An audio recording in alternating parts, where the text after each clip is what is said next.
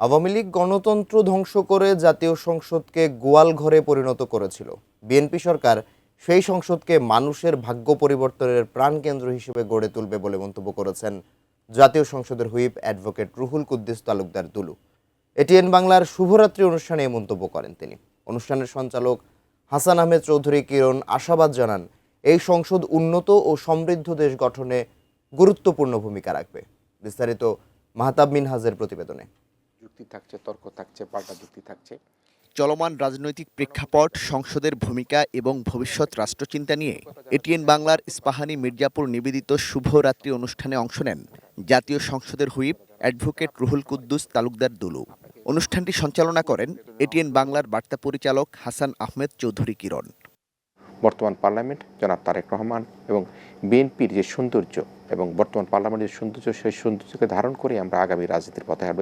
আলোচনায় দেশের চলমান রাজনীতি, সংসদের কার্যকারিতা এবং গণতান্ত্রিক চর্চার নানা বিষয় উঠে আসে। এ সময় হুইপ রুহুল কুদ্দুস তালুকদার দুলু বলেন, সংসদে আলোচনার মাধ্যমেই রাজনৈতিক সংকটের সমাধান হওয়া উচিত।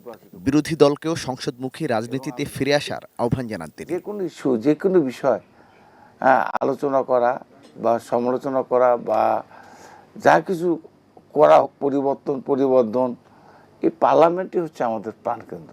আওয়ামী লীগ আমলে সংসদের অগণতান্ত্রিক চর্চা বর্তমান রাজনীতিতে কতটা প্রভাব ফেলছে?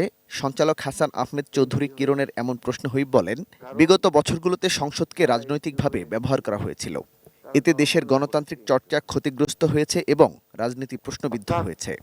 এই পার্লামেন্টটাকে একটা কি বলো, একটা মানে গোয়াল ঘর বানিয়েছিল। এখানে ওই যে গান গাওয়ার শিল্পীরা এসে গান গাচ্ছে, আবার ওই যে নারায়ণগঞ্জের যিনি সন্ত্রাসী সেও তা যা ইচ্ছে তাই বলছে। মানে এখানে রাজনীতিবিদদেরকে এই বিতর্কিত করার জন্য শেখ হাসিনার আলাদাভাবে তার ফাঁসি হওয়া উচিত।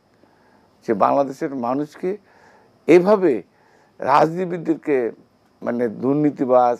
তিনি আরও বলেন, আওয়ামী লীগ জুডিশিয়াল কিলিংয়ের মাধ্যমে প্রতিপক্ষকে ধ্বংস করতে চেয়েছিল। বিএনপি কখনো প্রতিহিংসার রাজনীতি করেনি এবং ভবিষ্যতেও করবে না।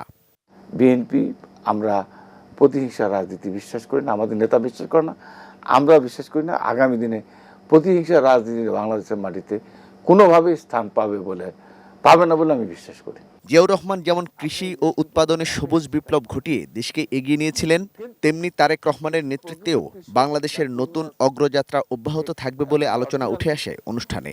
শহীদ রাষ্ট্রপতি জিয়াউর রহমান যেভাবে বাংলাদেশকে একটি সবুজ বিপ্লবের মাধ্যমে দেশ গড়বার চেষ্টা করেছেন।